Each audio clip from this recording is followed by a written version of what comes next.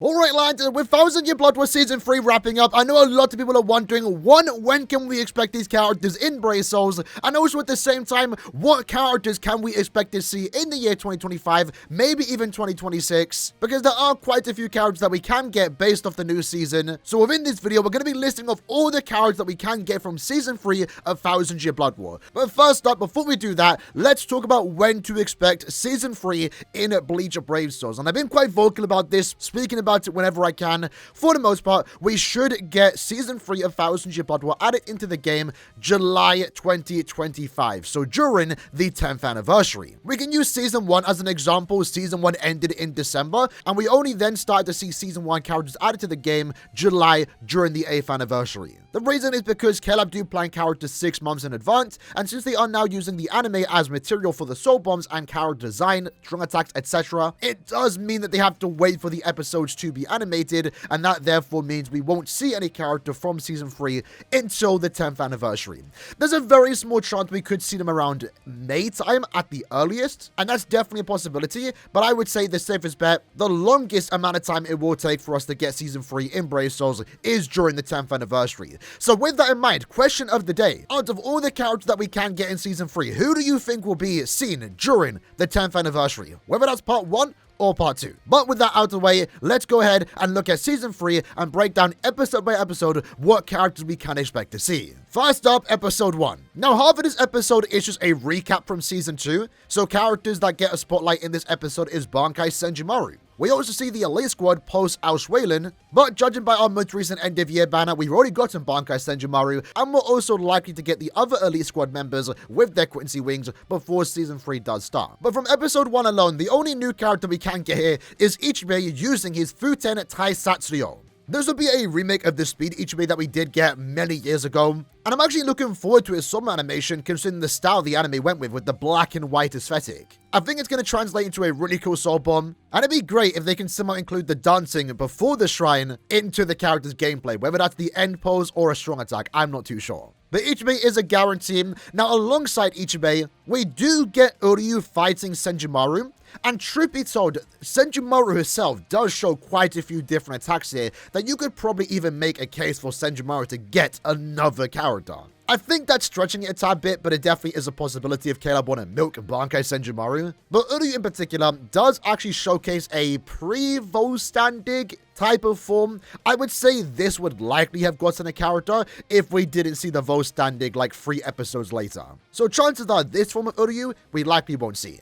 Episode 2 is a weird one, because while we do get a really cool fight, Yuha vs Ichigo, the problem with these two characters here, and probably one of the things we should specify and what actually determines a character getting a new 1000 Year Blood War unit, is one, either a new design, new appearance, to make them look different from a previous version, but also most importantly, a distinct attack. Now, if Yuha and Ichigo, they do different attacks technically. Ichigo does let off a few Getsuku Juju shells, and I feel like they could make for really cool looking soul bombs, but the problem I have with these two characters is that they would almost look the exact same over the characters we got for last year's end of year.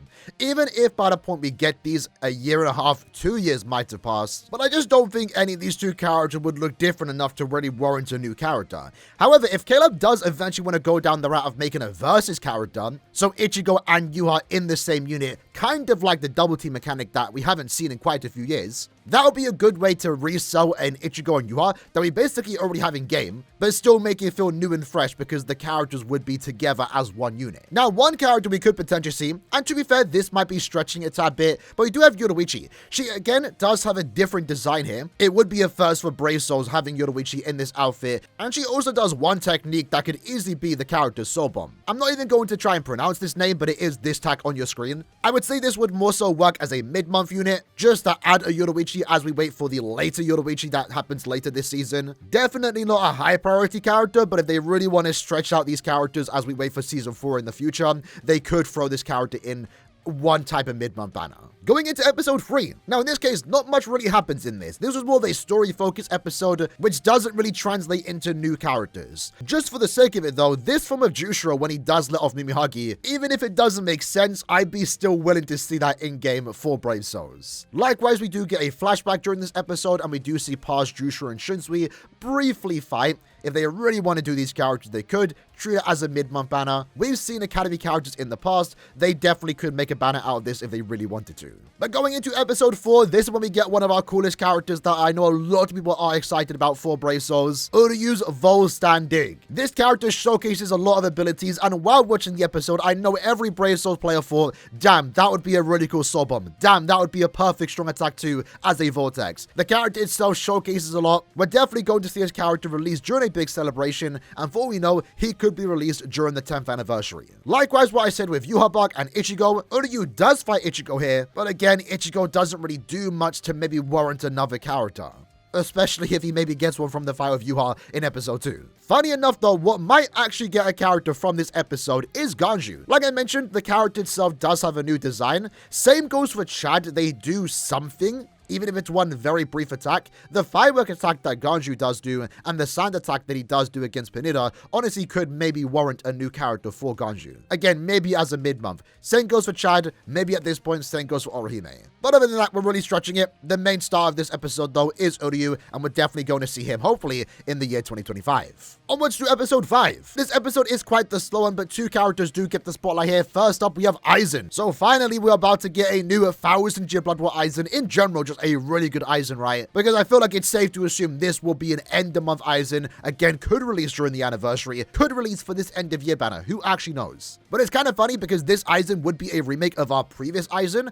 I'm just hopeful that this character actually stays in the chair during the gameplay. It's the one thing I was kind of disappointed about with this Aizen. His artwork, it's in the chair. The soul bomb is in the chair. Why is the character not in the chair for gameplay? Even if it doesn't make sense because the character's moving around, I still want to see it. And if they really want to do a new Aizen, that'd be really cool. The animation for Hado 90 was great. Can't wait to see how Caleb recreate that. Now, I guess to go alongside Aizen, we also could get a new Nanana. He does use his Shrift here. Definitely not a high priority character, but definitely could get a new character in 2025. And if anything, it might be his first time and only time playable in Brave Souls. Episode 6 is quite the slow one. Once more, a story-focused episode. A bunch of new characters show up for the first time. And in this case, while they don't really do anything, again, if they really want to, we could get a new Ruroka and also Yukio. More so Ruroka, I would honestly like to see his character in-game. They could come up with an original Soul Bomb, just have her use her Full-Bring powers. I think the design itself would be really cool just to see in Brave Souls. And I guess just to go with, let's throw in a new Yukio.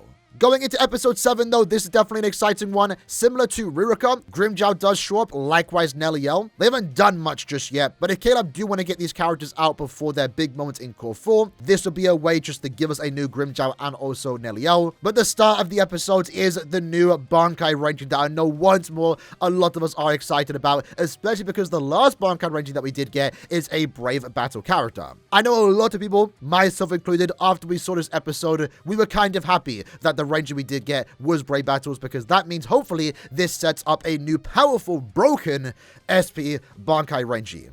And the great part too is that this Ranger does showcase a lot of new abilities, so gameplay wise, on a visual standpoint, he will look a lot different when compared to the current Ranger in game. I can already see right now this will be the Soul Bomb, and alongside that, he does fight against Uryu, and once more, Uryu showcases a lot of different moves here that you honestly could make the case for a second Volstaging Uryu.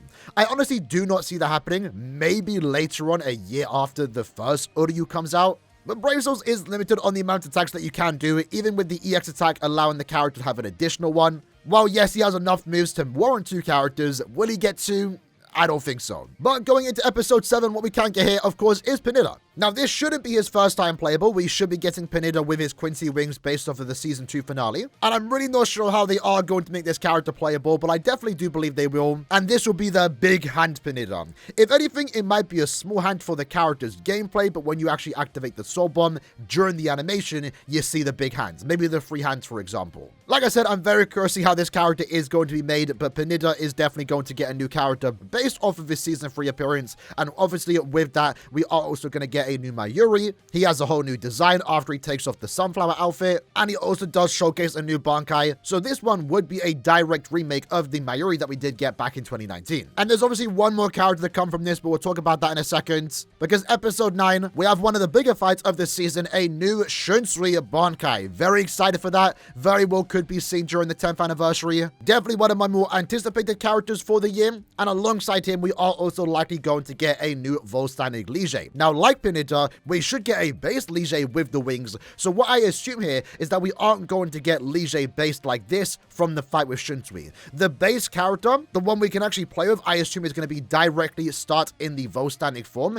and then the Soul Bomb will be the giant chicken form. I don't expect this form to be playable, but I do expect to see it in the Soul Bomb at the very least. If they can somehow make this form playable, then technically Lige could get 2 new characters, but I really doubt they'd make this form playable. And even though Volstanic Lige doesn't look the coolest, it would still be new in Brave Souls because the original unit only once more had that in the Soul Bomb. We don't need another Lige base form because we're likely going to get that again based off his Season 2 appearance. So I feel like it's just better to start off in the Volstanic and let the Soul Bomb be the massive chicken form. Which is still super crazy that we even call it that, by the way. Episode 10, though, takes us back to the Mayuri, Nemu, and also Pineda fight. This time, Nemu does get a spotlight. Her biggest moment. This character already has a character in-game, so it would be a direct remake. And I'm very much looking forward to it, because I like Nemu as a character, and the animation for the Gikon Jurinju was absolutely beautiful. So once more, it's going to make the character look even better when she does arrive in Brave Souls, potentially 2025, maybe even 2026. Now, at the end of the episode, we do get a very small post-credit scene that does feature Candice and Menina zombified from Giselle. Now, even though the attack they do actually do here is kind of just a still frame moving, honestly, this is enough to warrant a new character. And it's the Bambis. We know they're going to get a lot of characters anyway, but I think these 2 characters will be best comparable to the zombie version of Soruchi. Soruchi only does 1 attack, and the attack that she showcases in the episode is very similar to how Zombie Candice and Menina attack, so they really want to make these 2 playable. They have a new design. They at least show 1 attack, so if Caleb want to make them playable, they can do that. Maybe it would work as a decent mid-month, both Candice and also Menina. Episode 11, it takes us back to the Leger Shunsui fight. This time, though, Ninao gets the spotlight. In this case, using a Zanpakuto, the Godslayer blade. Once more, very excited about this, even though we do have this character in-game since 2019. She was always an awkward character. I'm really looking forward to an actual powerful Ninao, hopefully. And once more, the anime visuals will do this character justice. The whole rainbow effect she has going with the blade is going to look way better than the current Ninao that we had in-game since 2019. Episode 12 is Basby's big episode. Majority of the episode, though, is a flashback between Kid, Yugram, and also Basby. Once more, new designs, new voice actors. If Caleb want to make these as characters, they very well could do that. They don't showcase much to maybe make a Soul Bomb, but if Caleb wanted to be a bit original, they could do that. And then to wrap up the episode 2, we do get Basby's big moment, his fight with Yugram. Unfortunately, it doesn't end well for him, but it does mean he can get a new character. Yugram could also get a character from this, but we'll talk about him in the next episode, which is episode 13. Now, once more, Yugram hasn't done much at this point, but he does briefly use the Almighty. He has the eyes. I would say that maybe warrants a new character. Does it? I'm not too sure, but let's just add him to the list anyway. One character that I'm very excited about, and glad they are going to be splitting this character up from a core 4 moment, but we do have Raijin Senkei Yoruichi. Similar to Nemu, the animation for this attack is beautifully animated, and that's going to translate into an even better, more cooler looking character when Yoruichi gets put into Brave Souls based off of this form. Super excited for this. It's one of my favorite forms of Yoruichi, and for us Yoruichi fans, it does mean that we get to get another TYBW Yoruichi when her big moment in Core 4 gets animated. Alongside Yoruichi, though, we can get a new Yushiro based off of his Shunko. Gerard at this point could get another character. Now, within this episode, we do get all the Visors with their Visored masks, and it'd be cool to get them in game early, but I would say maybe wait for their moment in Core 4 in case they do something really cool. So I'm not expecting any of these characters to get added in Brave Souls, not at least until Core 4. Now, episode 13 brought a lot of characters, and last up we have Askin. He didn't really do anything super new that would maybe make him look a tad bit different to the one we have currently in game right now, but if Caleb really wants to, they honestly could. He does go shirtless at one point, so maybe that would maybe warrant a new Askin. I'm not too sure. And then last up, episode 14, Izuru does make a brief appearance, and from this exact appearance alone, he did get a 1000-year Blood War manga character, so we easily could get another character based off the anime. However, maybe Caleb want to wait to see if he does something in Core 4 to then give him his new character. So even though it is possible, it might be a while before we do see it. And other than that, episode 14 does end with a brief fight between Ichigo and also Uryu. Like I said, these characters are both already shown a lot. We would have likely already gotten an Uryu Volstanic, and Ichigo already has a character. But going back to the whole idea of a double team versus character, maybe if they really want to sell another Ichigo and Uryu, if they even go down this route, they could do an Ichigo versus Uryu combined unit. And that's the only way I can see these two characters based off their fight in episode 14 to be added in Brave Souls. Because again, we would have already received Uryu, and Ichigo looks the exact same from his previous unit. it. But with that, that is every Season 3 character. Hopefully I didn't miss anyone. I feel like I included everyone that we can get going forward into the future post 10th anniversary. I'd say a good amount of these characters will be added in the year 2025, but remember, we're still missing Core 1 characters, we're still missing Core 2 characters, Bankai Yama for example, Volstanik Esnot. There's still quite a lot of characters to go, so it's not guaranteed any of the characters we did list off today will be seen in the year 2025.